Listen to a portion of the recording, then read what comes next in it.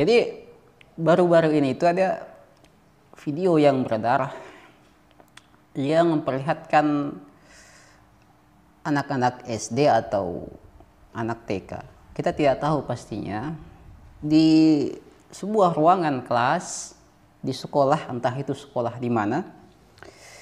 Intinya anak-anak itu dibimbing oleh beberapa gurunya menyanyikan lagu yang memperlihatkan pembelaan dan pemihakan terhadap Palestina.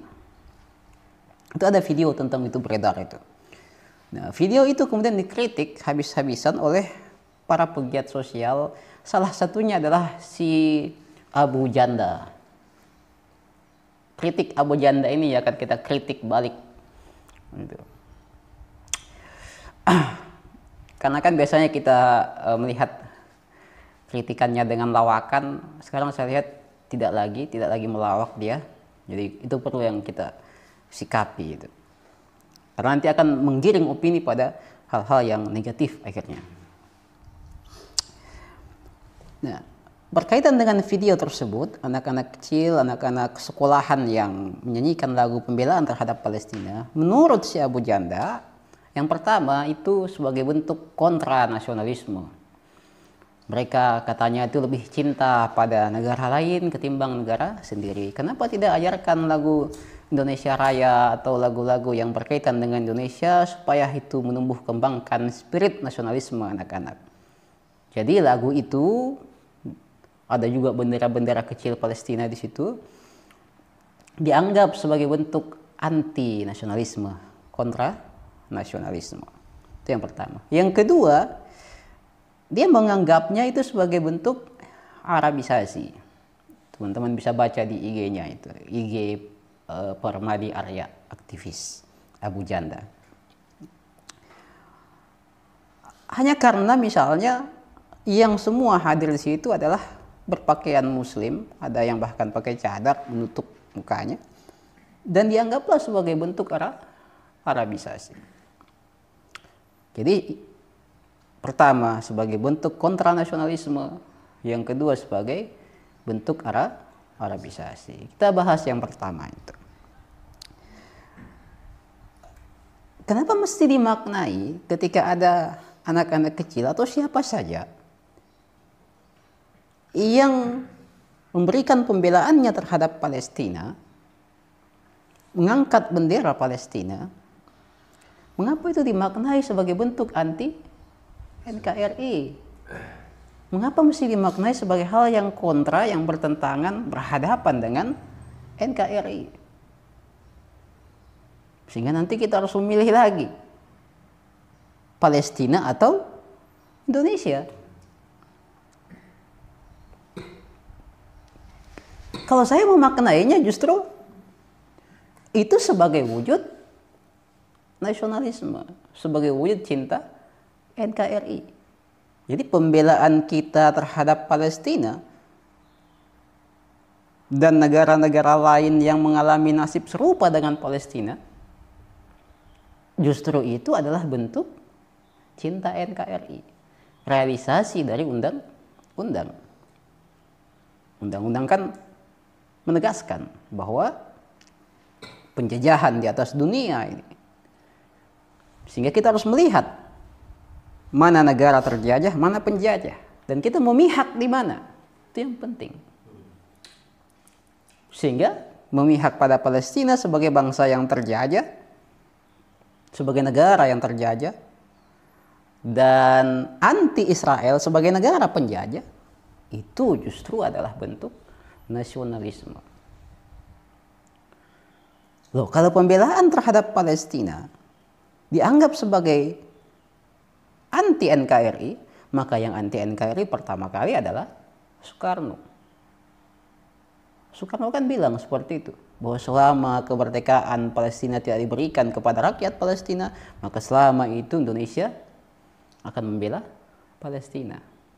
Nah, anak-anak kecil yang menyanyikan lagu-lagu pembelaan terhadap Palestina di ruang kelas itu lagu pembelaan, bukan lagu kebangsaan Palestina itu. Menyanyikan lagu kebangsaan Palestina pun di situ juga nggak masalah sebagai bentuk solidaritas sebagai bentuk keberpihakan pada kemanusiaan, sebagai bentuk ejawanta terhadap himbauan seruan Soekarno.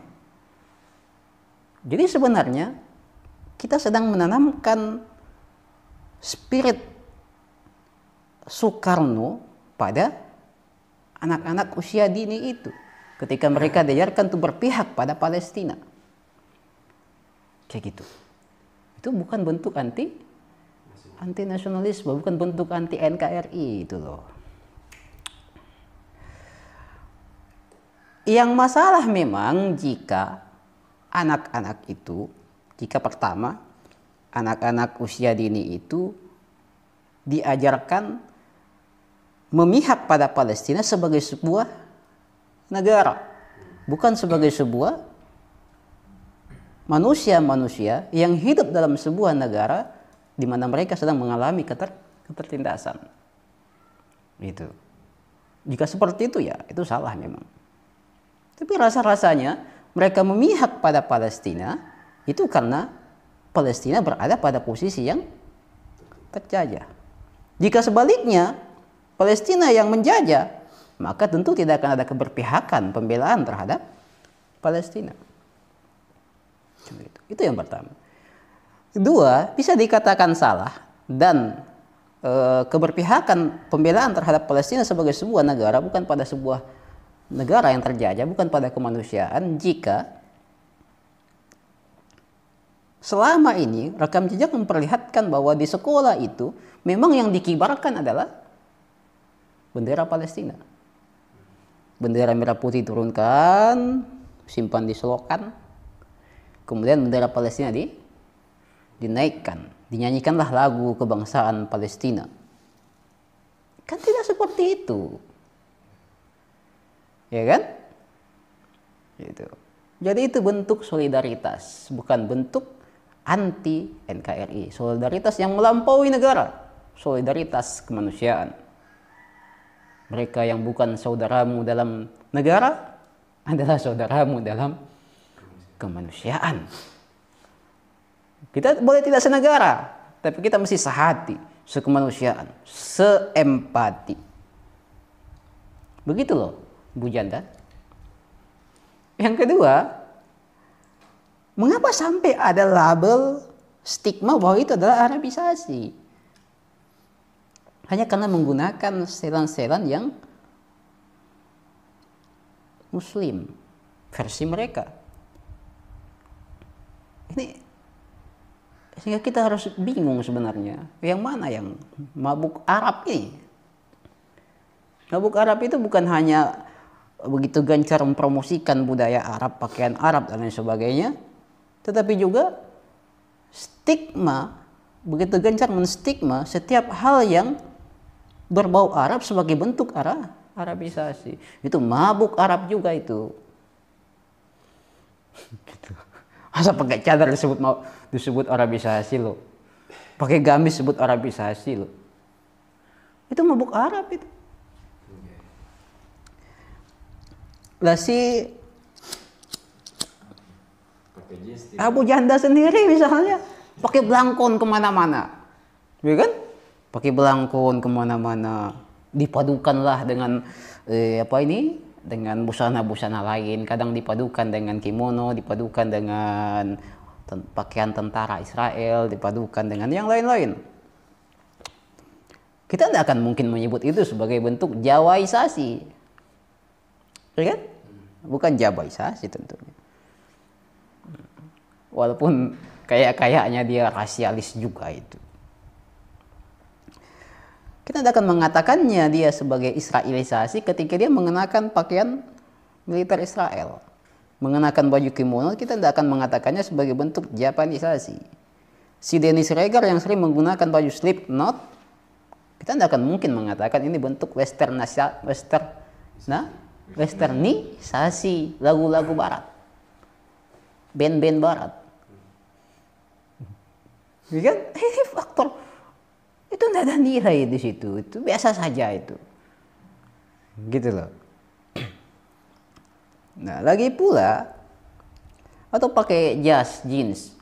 Kan juga kita tidak bisa mengatakan pakai jeans misalnya, pakai topi koboi sebagai bentuk koboisasi itu. Enggak lah, biasa saja itu. Nah, jadi stigma-stigma seperti itu yang akhirnya membuat kita semakin terpecah dan menghilangkan rasa empati, kepedulian lintas negara pada generasi-generasi usia dini. Lagi pula sebenarnya dari sisi nilai, itu tidak ada satu negara, satu budaya, satu suku yang lebih tinggi dari negara, suku, dan budaya lainnya sebagai sebuah negara, sebagai sebuah suku, sebagai sebuah budaya.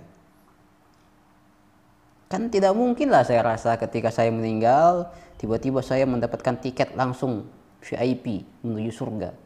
Hanya karena saya bernegara Indonesia, bersuku Bugis, berbudaya Indonesia.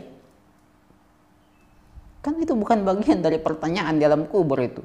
Apa negaramu? Indonesia, masuk Palestina. Maksud. Karena nilai ada pada perilaku. Bagaimanapun perilaku Anda, jika perilaku Anda adalah Zionisme, ya terserah. Anda bernegara apa, berbudaya apa, bersuku apa, tetap saja dimasukkan ke dalam siksa. Zionisme sebagai sebuah perilaku, sebagai sebuah sifat anti kemanusiaan. Kayak gitu. Dan siapapun yang menjadi Palestina sebagai sebuah pro kemanusiaan, apapun suku, budaya, dan negaranya akan beroleh nilai. Itu. Jadi negara tidak memiliki nilai. Nilainya ada pada perilaku manusianya masing-masing. Dan negara hanyalah sebagai sebuah medan juang bagi kita untuk berkhidmat pada kemanusiaan, menghamba pada Tuhan, terutama kemanusiaan yang tanpa batas itu. Nah, oleh karena itu kita tidak bisa mengatakan itu anak-anak kecil yang menyanyikan lagu-lagu pembelaan keberpihakan pada Palestina sebagai bentuk anti nasionalisme. Justru itu sebagai wujud cinta NKRI, juga bukan sebagai upaya Arabisasi, tapi ya memang seperti itulah pilihan mereka dalam berbusana. Masa harus pakai belangkon semua? Mungkin perempuan pakai belangkon saja supaya lebih, lah itu akhirnya Jawaisasi. Kayak ngono loh, Bu Janda. Oke ya, itu saja.